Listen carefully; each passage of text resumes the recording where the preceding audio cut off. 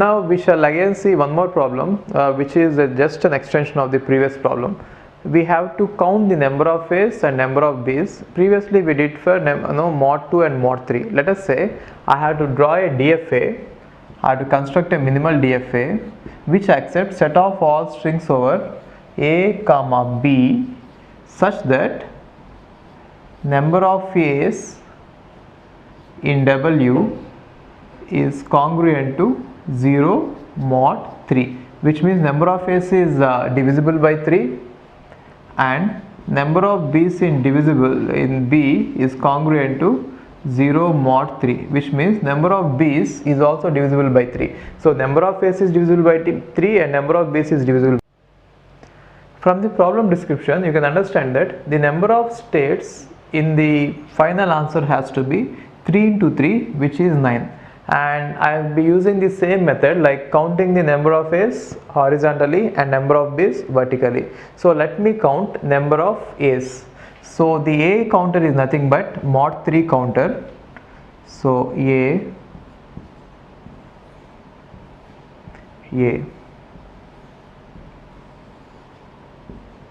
which is mod 3 counter, and now B has to be again a mod 3 counter. B and B. So again repeat A mod 3 counter for A, mod 3 counter for A, mod 3 counter for B, mod 3 counter for B. So it is going to be A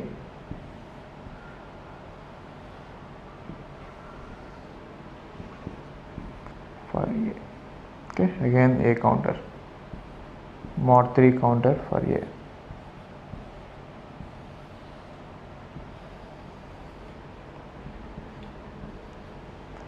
Again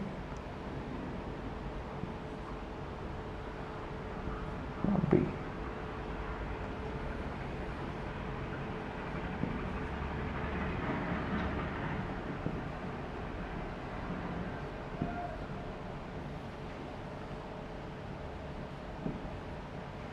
So now you see this, it is nothing but horizontally we have counted the number of A's and vertically we have counted the number of B's.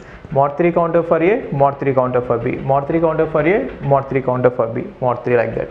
So let's see what does each state denote in this question. What is the relevance of each state? Now the first state is this one. Definitely it is going to have 0 A's and 0 B's. See, without seeing anything, you directly write it like this and then we can even analyze it. 0 A's, 0 B's. And this one is going to be 1 A, 0 B's. This one is going to be 2 A's, 0 B's. Why? Because now to reach this state, I have seen only 1 A and 0 B's. I have seen only 2 A's and 0 B's. And if I have to reach this one, I have to see 1 B. Therefore, and A's are 0. 0 A's, 1 B, and then 2 B's. 0 A's, 2 B's. Right? And if I have to reach this one, I have to go with 1 A, 1 B. If I have to reach this one, I have to go with 2 A's, 1 B. If I have to come to this state, I have to go with 1 A and 2 B's.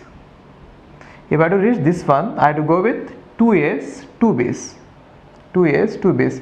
Right? And after writing these numbers, actually these numbers are nothing but number of A's when divided with 3. It is nothing but number of A's mod 3, number of B's mod 3. You can check it later. Okay. So now the question is, they have asked us that number of A's should be divisible by 3 and number of B's should be divisible by 3. Therefore, for this question, the answer is 0, 0. The final state is 0, 0. Right? And they can ask many other kinds of questions. Let us say the question is this. Number of A's in the string mod 3 is equal to 1 and number of B's in the string mod 3 is equal to 2. Then in this case the final state is going to be 1, 2. The final state is going to be 1, 2, this one, not 0, 0. Or they can even compare number of A's and number of B's mod 3, which means number of A's in the word mod 3, let us say, has to be greater than number of b's in the word mod 3.